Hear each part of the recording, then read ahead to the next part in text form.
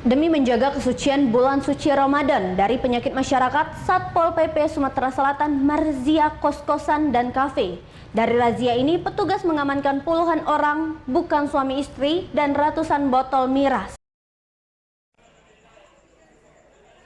Tim gabungan Satuan Polisi Pamung Praja, Provinsi Sumatera Selatan, Polda Sumsel, dan Pomda menggelar razia kos-kosan dan kafe yang diduga masih beroperasi saat bulan suci Ramadan. Petugas menyusuri sejumlah kosan dan penginapan di kawasan Jalan Dwi Kora, Jalan Demang Lebar Daun, Jalan Raja Wali, dan Jalan Veteran Kota Palembang.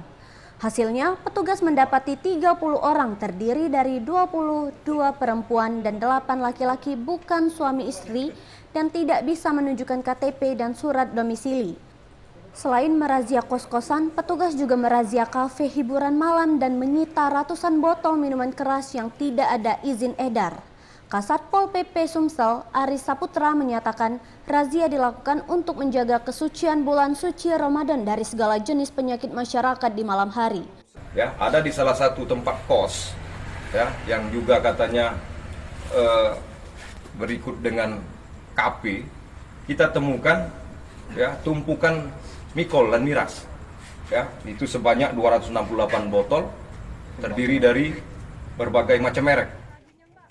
Puluhan orang yang terjaring razia ini akan dilakukan pembinaan dan diarahkan untuk membuat surat domisili.